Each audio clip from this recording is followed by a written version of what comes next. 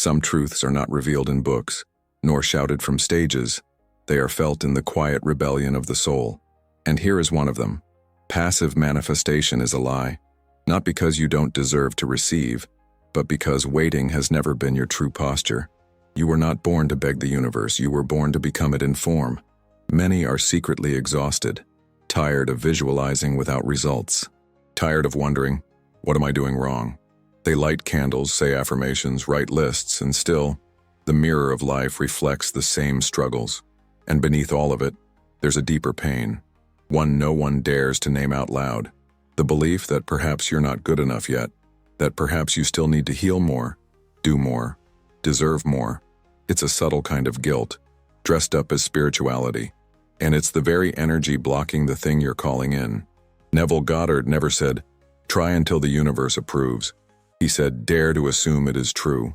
Not one day, not after meditation, now. Because manifestation isn't something you try, it's what you live from, not as a trick, as identity, as being. But identity is a place most never fully visit. They say, I want wealth, while expecting struggle. They speak of love while rehearsing abandonment. Their desire and their assumption are at war. And this war isn't loud. It's subtle. It hides in thoughts like, when I finally get the money, or one day I'll meet the right person. But those thoughts contain a frequency. And as Dr. Joe Dispenza reveals, your electromagnetic field, the vibration your body emits, responds not to words, but to coherence, the harmony between your heart and your mind. If you desire from fear, you emit contradiction, and the universe responds not to your longing, but to your alignment. This is the truth no one tells you. Manifestation fails not from lack of action, but from vibrational duplicity. You say one thing, but you feel another. You dream of freedom, but breathe survival. You speak abundance while bracing for loss. It's not your fault. It's your unconscious programming. And yet, now that you see it, you can choose again. Because everything begins not with what you want, but with who you are when no one is watching. Who are you being when you're not manifesting? What is the frequency you sit in when the ritual ends? This is the sacred work. Not chasing reality, but becoming the version of you who no longer waits. And in this moment as you breathe, you don't need to fix anything. Just notice. Feel the silence that lives beneath your desires, the stillness where truth waits, untouched by effort. That is where your power begins. That is where your real manifestation takes root. Listen closely. There's something profoundly painful about wanting with all your heart and still not receiving. It creates a tension in your soul, a quiet desperation, and yet the reason isn't that your dream is wrong. It's that your identity isn't aligned with the dream you carry. Most people try to manifest by focusing on what they want, but the law doesn't respond to your desires. It responds to who you believe you are. You say, I want to be free, but do you feel like someone who is free? You declare, I want to be wealthy, but do you walk, breathe, and exist as someone who knows wealth is inevitable? Or is there still a small echo of lack in your chest, waiting, doubting, holding its breath? The distance between what you want and what you experience is not measured in effort. It's measured in identity. This is what Neville Goddard pointed to, not with techniques, but with embodiment. Assume the feeling of the wish fulfilled. That is not poetic. It is neurological. It is spiritual. It is reality building. Desire without identity becomes longing. Longing becomes delay, and delay becomes doubt. But when desire is matched by a new sense of self, something changes. The world bends, not because you forced it, but because it's reflecting the new frequency you've chosen to inhabit. Imagine a loop. At the top, assumption. What you choose to believe is already true. That leads into identity, how you feel and see yourself as a result of that belief. And that identity in turn generates reality, the people, events, and opportunities that match your self-perception. This is not motivation. This is mechanics. It's how energy condenses into form. But here's what's rarely said. Most people try to change reality without first changing the loop. They work harder. They ask for signs. They wait for proof. But until assumption shifts, identity won't change. And if identity doesn't change, neither will life. So the question isn't, How do I manifest faster? The real question is, who am I being right now?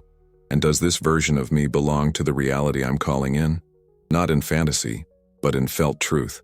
If you want to live in a new world, you must walk in it internally before it appears externally. You must feel its air, wear its posture, speak its language. Because manifestation is not about becoming someone else. It's about remembering who you already are beneath the conditioning. It's about returning to the identity that already contains the life you desire. And in that remembrance, everything begins to shift. There is a silent panic that hides beneath many spiritual practices. A kind of anxious urgency masked as faith. It sounds like, I have to visualize more, or maybe I need to raise my vibration right now, or if I miss a day, everything will fall apart. But this is not alignment. It's survival. It's fear pretending to be devotion. This is the hidden trap. When you try to manifest from the energy of escaping lack, your focus is still on the lack. You're not creating from abundance. You're reacting to the absence of it, and your body feels it. Your nervous system doesn't lie. Even if your words are positive, your energy whispers the truth beneath them. You're still afraid, still unsure, still trying to earn what should have been yours by assumption. This is what creates spiritual anxiety, the invisible tension between knowing that your thoughts create reality and fearing that one wrong thought will destroy it. But manifestation does not arise from panic. It arises from presence, from calm, from inner safety. And inner safety cannot be faked. It must be felt. That's why before you ask, you must anchor. Before you visualize, you must return. Not to effort, but to gratitude.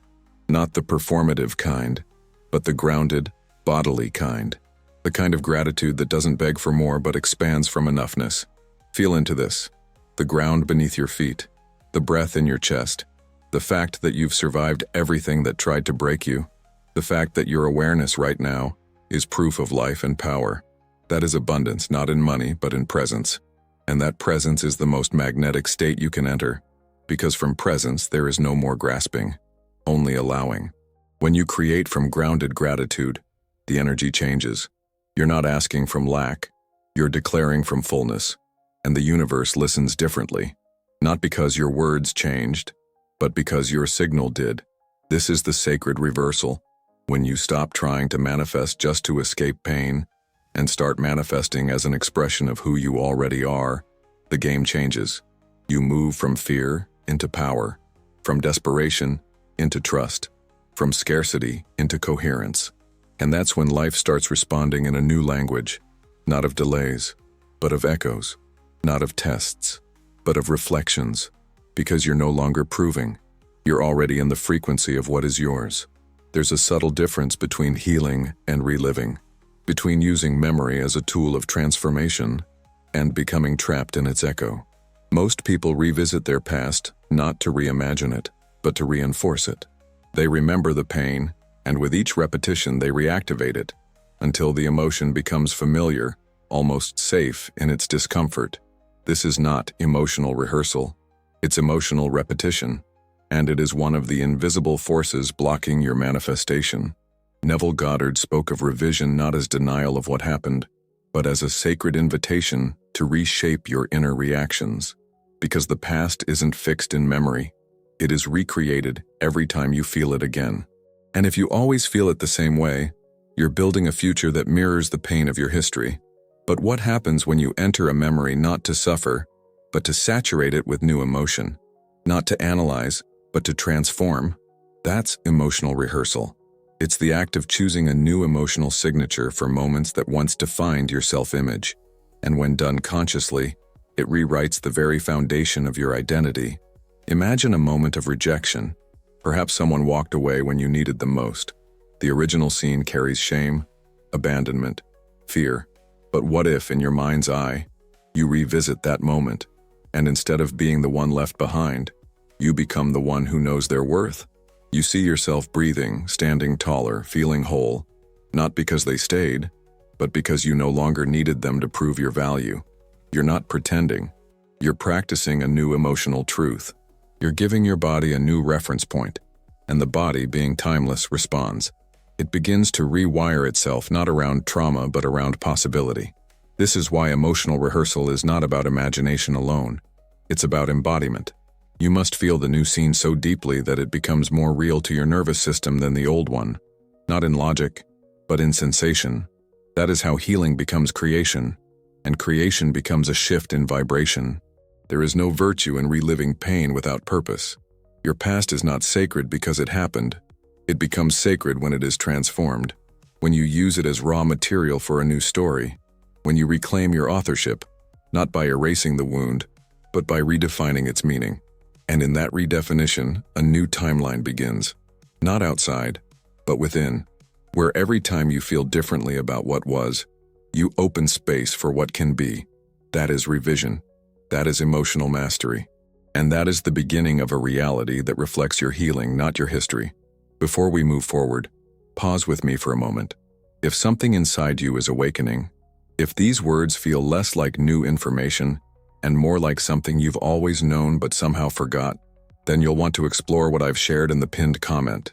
It's not more noise, it's a reminder, clear and quiet, of who you truly are.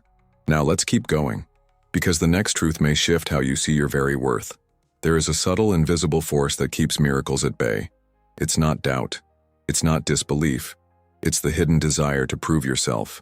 You may not say it out loud, but it lives in the way you approach every affirmation, every visualization, every prayer. If I manifest this, maybe they'll respect me. If I succeed, I'll finally be seen. If I attract love, I'll prove I'm enough. This energy is silent but powerful, and it whispers to the universe, I am not whole yet. When you move through life trying to prove your worth, you send out the frequency of unworthiness. Even when your words are beautiful, even when your vision boards shine, your body is still broadcasting lack. Because proving comes from a deep-rooted belief that something is missing, that you are not already enough as you are. And here is the paradox. As long as you try to manifest to fix what you think is broken in you, you remain in the identity of the one who needs fixing, the one who still hasn't become, the one who is waiting for validation. But you were never meant to manifest to prove. You were meant to manifest to express. Expression comes from fullness. Proving comes from emptiness. One is a natural flow of being, the other, a desperate attempt to compensate. Feel the difference between, I need this to show I'm worthy, and this is simply who I am now. The first comes with tension, fear, urgency. The second, calm, clarity, presence. The difference is vibrational, and the universe responds to vibration, not volume. You don't need to prove anything to receive what is already yours. You don't need to earn what your soul was born knowing. The shift is internal, from justification to declaration, from pleading to choosing, from effort to essence. You are not here to audition for love, success, peace, or prosperity. You are not waiting to be approved by external forces. You are the decider, the frequency holder, the identity shaper. When you stop performing for a reality outside of you and start embodying the reality within you, manifestation becomes inevitable. Let this become your silent mantra. I am not here to prove. I am here to choose. I am not a project to be fixed. I am a presence to be revealed. And the moment you release the burden of proof, miracles stop hiding. They recognize you, because they've been waiting, not for your perfection, but for your permission. Assumption is not affirmation. Stop the parrot mind. Repetition without embodiment is noise. And yet many have been taught that if they just say the right words often enough, reality will eventually comply. But the universe doesn't respond to parroting. It responds to being. Saying, I am abundant 10,000 times means nothing if, underneath, your body still flinches at the idea of receiving. If your chest still tightens at the thought of being seen. If your nervous system is still bracing for disappointment. Neville Goddard never spoke of affirmations as mechanical repetition. He spoke of assumption as the conscious saturation of the imaginal scene. Not once, not casually, but deeply, until it became the felt truth of who you are. Until your inner world was so full of the experience that outer evidence became irrelevant. Not because it doesn't matter, but because you already are the one for whom it is real. This is the sacred difference. Affirmation speaks to reality, hoping it will change. Assumption is reality. It no longer waits. It walks in the state fulfilled, not to trick the mind, but to align the frequency. Because when the body, the breath, and the vision speak the same language, the field responds. But many stay trapped in what can be called the parrot mind, repeating spiritual slogans without integration, saying, "I am love," while fearing abandonment, saying, "I am successful," while feeling like a fraud. This creates a vibrational dissonance that no amount of verbal repetition can override. It's not your voice that creates, it's your state. To assume is to enter the imaginal space, not as a viewer, but as a participant. To see the world through the eyes of the version of you who already lives the reality you desire. To feel their breath, to hear the sound of their footsteps, to notice the way the world reacts to them. It's not imagination, it's rehearsal for embodiment. And it's how the subconscious begins to accept the new identity as safe, as normal, as inevitable. The question is not, have you said it enough, but have you become it yet? Can you feel the difference between wanting something and knowing it's yours, even when nothing has changed? That knowing is assumption. It is quiet, powerful, unwavering. And from that state, manifestation becomes not a reward, but a reflection. So stop chasing words. Return to sensation. Step into the scene. And let the feeling of already being take root in your being. Because that is where the true creation begins. Not in the noise of repetition, but in the silence of identity. There is a quiet rebellion that happens inside you whenever you try to embody a new identity, without preparing your body to receive it. You say, "I am abundant," but your stomach tightens.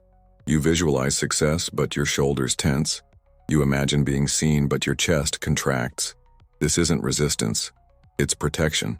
Because the nervous system is loyal, not to your desires, but to what it knows as safe. This is the intersection where spirituality meets neuroscience. Your mind might be ready for the new version of you, but if your body still associates expansion with danger, it will quietly sabotage. Not because it's broken, but because it believes it's keeping you alive. We often underestimate how much our nervous system remembers. It remembers the time you failed and felt humiliated. It remembers the moment you were told you weren't enough. It remembers the look, the silence, the abandonment. And unless these emotional memories are updated, they become the lens through which your body filters every new opportunity. This is why many can visualize perfectly, affirm powerfully, even feel moments of breakthrough, and still return to old patterns. Because the body, left unaddressed, continues to anchor you in the familiar. And the familiar, no matter how painful, is what feels safe. But safety can be rewritten.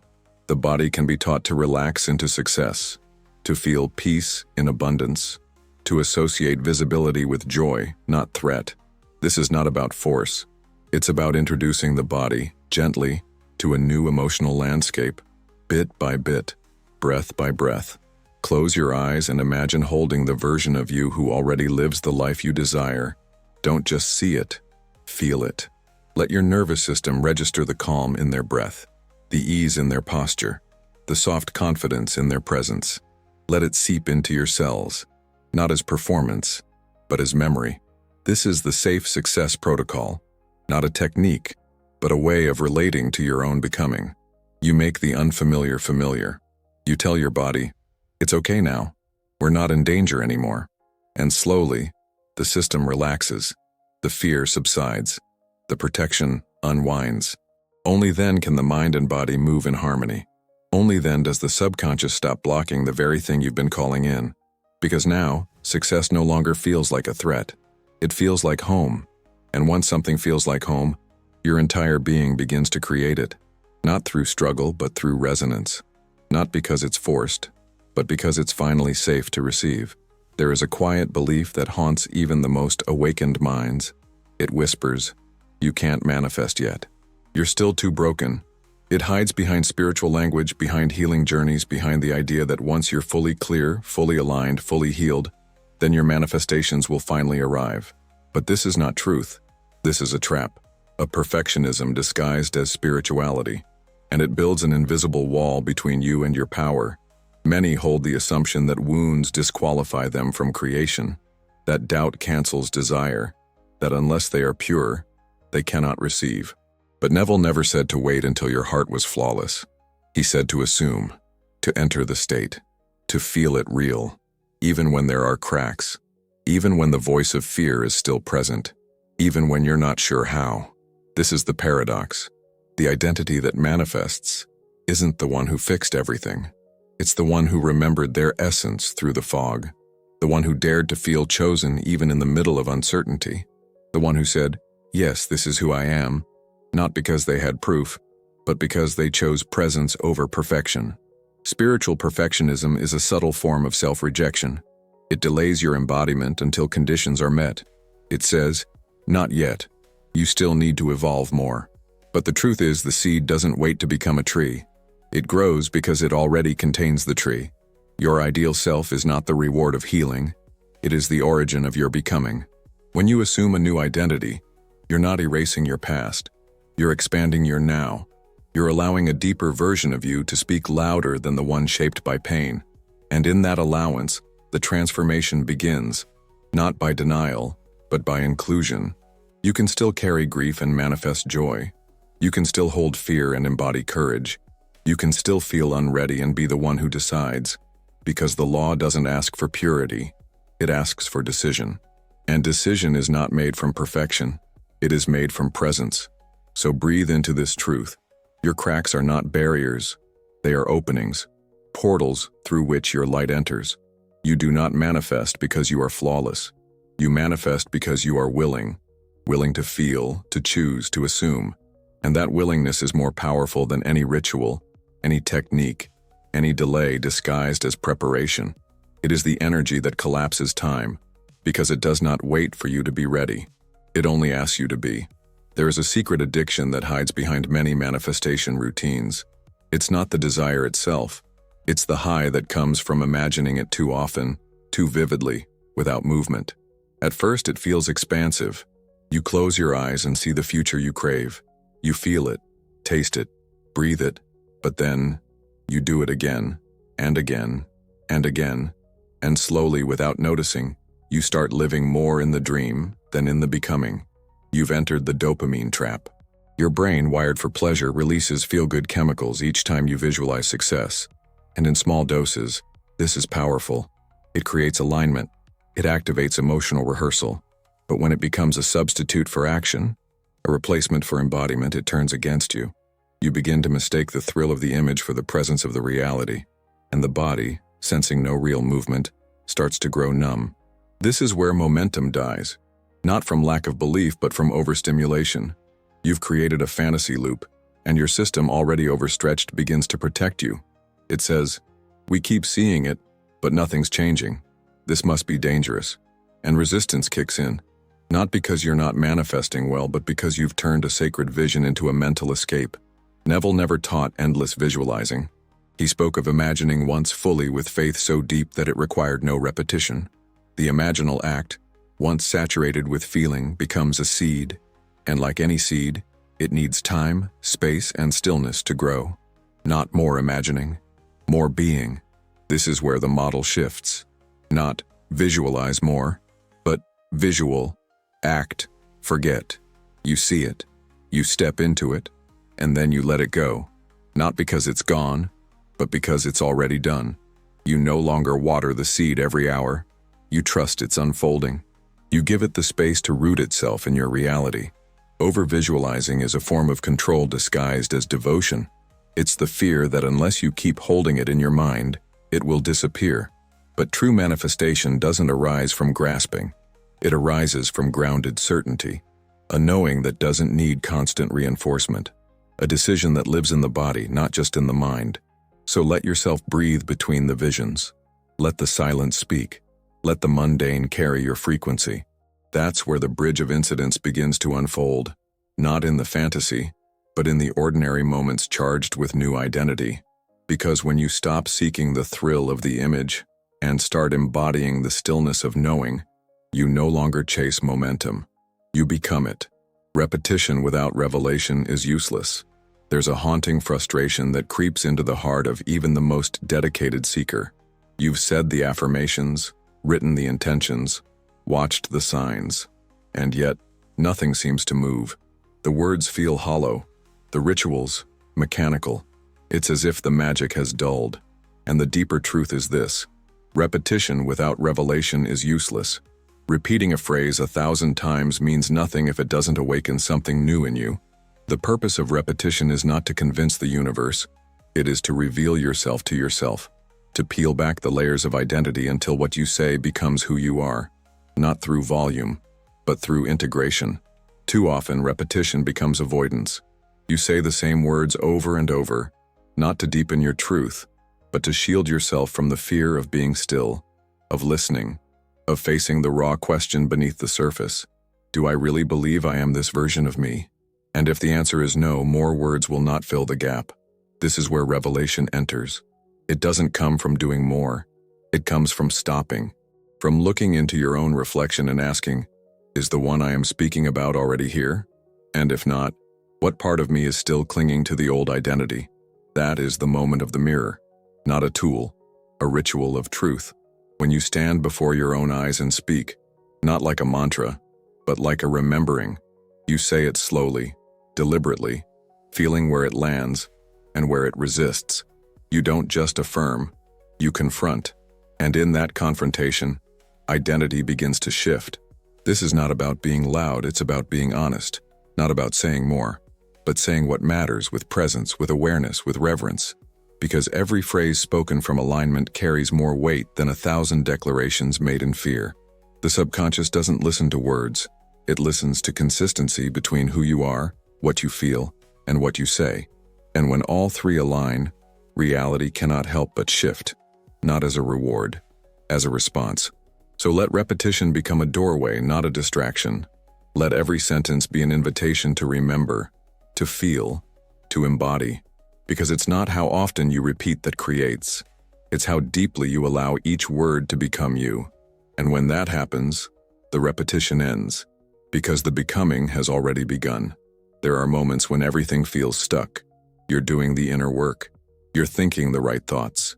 You're aligning, visualizing, affirming. And yet, nothing. Silence, delay, resistance. And in that silence, doubt creeps in. Maybe I'm blocked. Maybe I'm not meant for this. But what if what you're calling resistance is actually misaligned expectation? We often expect reality to unfold in a certain way. We imagine the timeline, the signs, the path, and when it doesn't follow our vision, we call it failure. But Neville Goddard reminds us, faith is loyalty to the unseen reality, not loyalty to the method, not loyalty to the outcome, loyalty to the state, to the feeling of the wish fulfilled regardless of what appears. When your expectation is shaped by your old identity, it distorts your perception. You look for evidence from the consciousness of lack. You interpret time from the frequency of fear. And so, even when things are moving, you can't see it, because you're still listening for proof in the wrong language. Delay is not always denial. It is often a divine reordering, aligning you with something your current state cannot yet receive.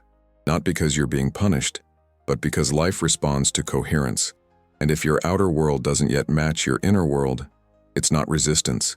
It's an invitation to deepen the embodiment, to recalibrate the signal, to fine-tune the self who is already living the result. The misalignment isn't in the universe. It's in the filter, the expectation that success must look a certain way, that love must arrive in a particular form, that transformation must follow a clear line. But creation doesn't move in straight lines. It spirals, it bends, it echoes. And what looks like silence may be the exact space needed for your new identity to take root. So breathe into the gap, the space between the asking and the receiving. It is not a void.